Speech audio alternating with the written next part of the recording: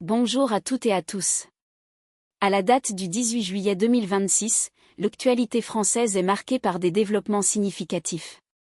Nous aborderons d'abord les impacts directs sur la vie quotidienne des Français, avec des débats législatifs cruciaux et des enjeux sanitaires et économiques concrets. Ensuite, nous passerons en revue les faits marquants de la politique partisane, en observant les actions des institutions et les alertes concernant l'état de droit. La sécurité émotionnelle des citoyens sera notre troisième axe, avec des rappels douloureux et des affaires criminelles récentes. Enfin, nous nous pencherons sur la souveraineté de la nation face aux menaces extérieures et aux défis internes, avant de conclure sur les marqueurs de l'identité française à travers les commémorations. Ces informations sont présentées sans commentaire, avec les faits et les chiffres précis disponibles. Les Français sont directement concernés par l'évolution de la législation et l'économie des soins.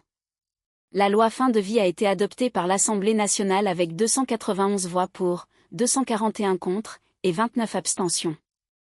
Cette adoption ouvre une nouvelle phase, puisque le Premier ministre et le Président du Sénat ont annoncé saisir le Conseil constitutionnel sur ce texte. La mise en œuvre de cette loi dépendra de cette analyse constitutionnelle. Sur le plan économique et sanitaire, l'accès aux soins est également impacté par l'évolution des coûts. Les dépassements d'honoraires des médecins, qui représentent déjà une charge pour les patients, pourraient atteindre 10 milliards d'euros en 2040, soit le double du montant estimé pour 2025. Ces projections, issues notamment du Haut Conseil pour l'avenir de l'assurance maladie, soulignent une tendance qui pèsera davantage sur le budget des ménages et sur le reste à charge. Cette situation pose la question de l'égalité d'accès aux soins et du financement de la santé. La sécurité alimentaire représente une préoccupation constante pour les consommateurs. Un lot de jambon sec italien de la marque Itinéraire des Saveurs, distribué par Intermarché, fait l'objet d'un rappel en raison d'une contamination à la listeria.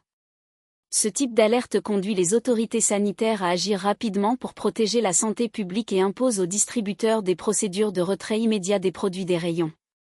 Dans le domaine du jeu en ligne, la France a bloqué l'accès au site Polymarket, une plateforme de paris, suite à une décision de l'Autorité nationale des jeux, l'ANJ.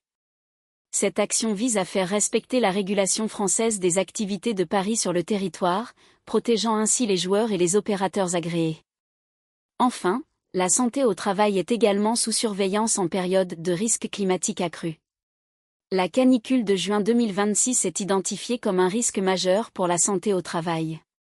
La CGT, parmi d'autres organisations syndicales, alerte sur la nécessité de mesures préventives adaptées face à des phénomènes climatiques intenses dont la récurrence est documentée, pour protéger les salariés exposés aux fortes chaleurs.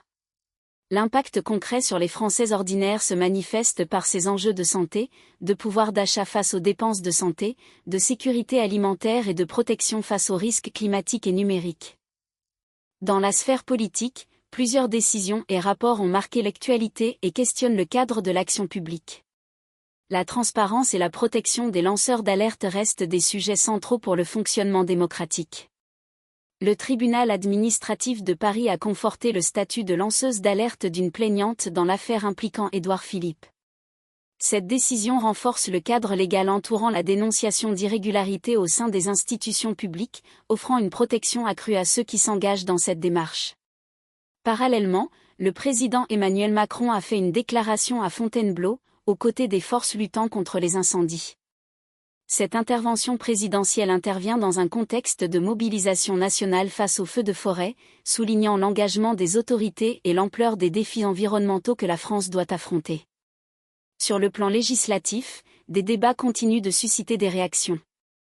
Des opposants alertent sur un recul de l'état de droit après le vote de la proposition de loi sur la légitime défense.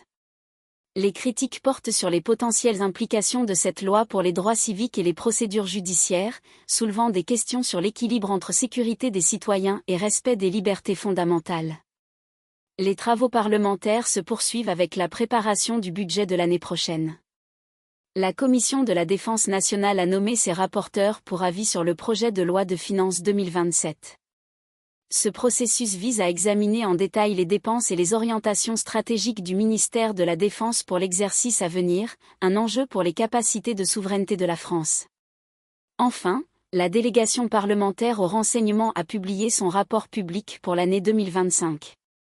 Ce document apporte un éclairage sur les activités des services de renseignement français, leurs défis et leurs missions, contribuant à une forme de transparence sur des sujets considérés comme sensibles pour la sécurité nationale. Ces faits dessinent un tableau de l'activité politique française entre enjeux de gouvernance, réformes législatives et missions régaliennes de l'État. La sécurité des Français est une préoccupation constante, marquée par des événements tragiques et des affaires judiciaires significatives. Le 14 juillet 2016 à Nice reste gravé dans la mémoire collective. Cet attentat a causé la mort de 86 personnes, dont 15 enfants, et a fait des centaines de blessés, marquant un traumatisme national durable et la vulnérabilité face au terrorisme. 10 ans plus tard, la nécessité du devoir de mémoire et de soutien aux victimes demeure. Dans les affaires criminelles récentes, Jérôme Barella a été mis en examen pour meurtre et viol sur la personne de Liana, puis placé en détention.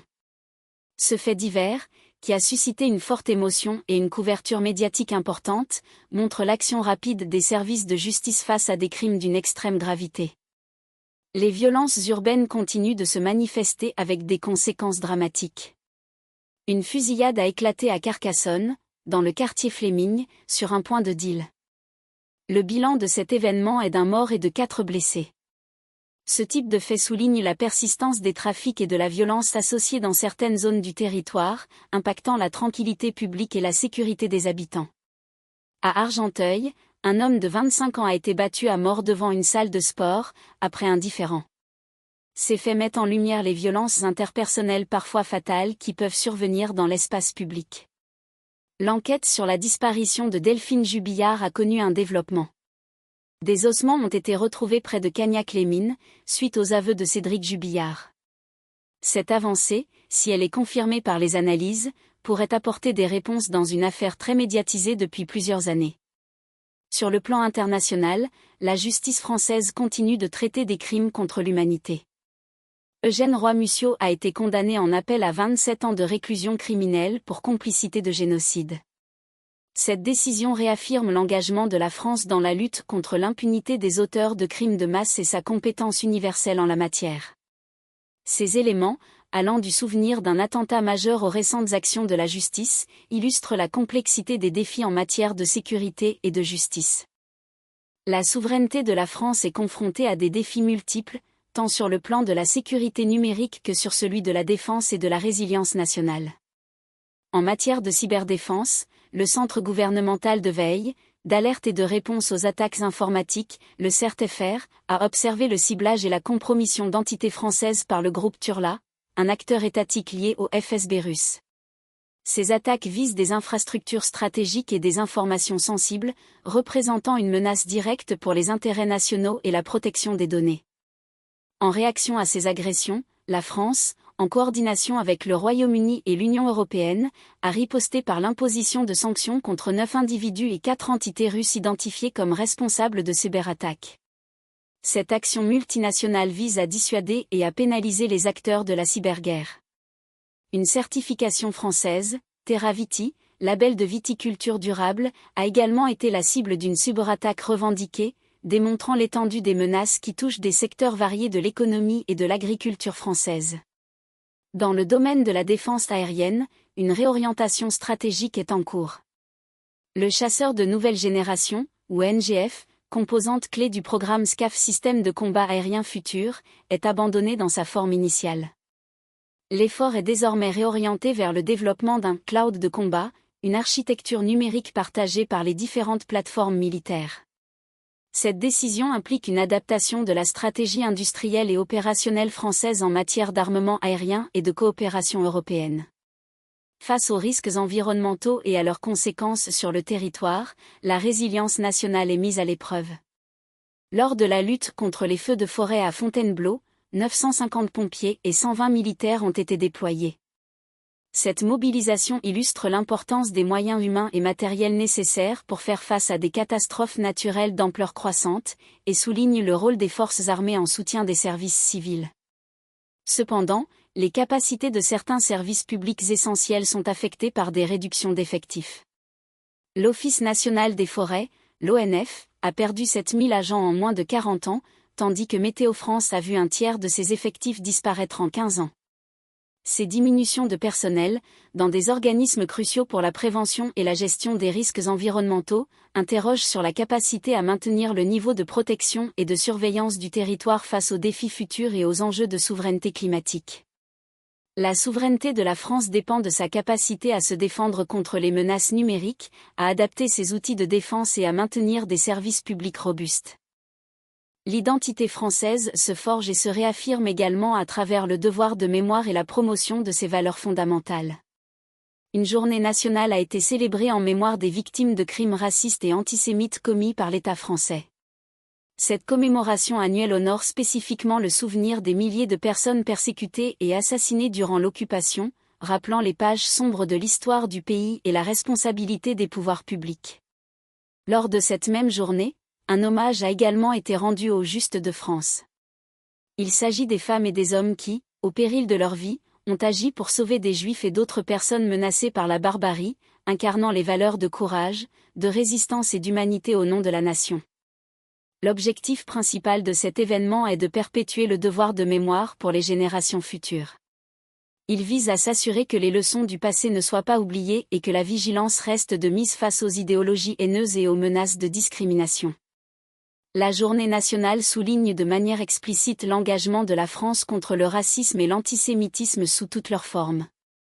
Elle rappelle le rôle de l'État dans la protection de ses citoyens et la lutte contre toute forme de haine ou de discrimination, contribuant à la cohésion nationale. Enfin, les valeurs républicaines de justice et de tolérance sont mises en avant de manière centrale lors de ces commémorations. Elles constituent le socle d'une société unie et respectueuse de la diversité, et sont régulièrement réaffirmées comme les piliers de l'identité française et de son pacte social. Ces événements rituels contribuent à définir et à consolider l'identité française, en soulignant la capacité de la nation à regarder son histoire en face, à honorer ceux qui ont fait preuve d'exemplarité et à réaffirmer ses principes fondamentaux pour l'avenir. Pour récapituler les faits clés de cette revue d'actualité, la France a connu une semaine marquée par l'adoption de la loi fin de vie à l'Assemblée nationale et sa saisine du Conseil constitutionnel, tandis que les dépassements d'honoraires médicaux continuent d'être une préoccupation majeure, avec une projection de 10 milliards d'euros en 2040. La sécurité alimentaire a été rappelée par un retrait de jambon contaminé à la listeria. Sur le plan politique, la décision du tribunal administratif de Paris concernant le statut de lanceuse d'alerte dans l'affaire Édouard Philippe a été rendue, et la délégation parlementaire au renseignement a publié son rapport pour 2025. En matière de sécurité, nous avons commémoré les 10 ans de l'attentat de Nice, et la justice a progressé sur plusieurs affaires criminelles majeures, notamment avec la mise en examen de Jérôme Barella et la condamnation d'Eugène Roy-Muciot pour complicité de génocide. La souveraineté de la France est également à l'ordre du jour avec la riposte aux cyberattaques russes et la réorientation du programme SCAF, sans oublier les défis posés par la perte d'effectifs à l'ONF et Météo France. Enfin, l'identité française a été renforcée par la célébration d'une journée nationale en mémoire des victimes de crimes racistes et antisémites, rendant hommage aux Justes de France et soulignant l'engagement du pays pour la justice et la tolérance. Ces faits dessinent le paysage des défis et des décisions qui affectent la France à ce jour, le 18 juillet 2026.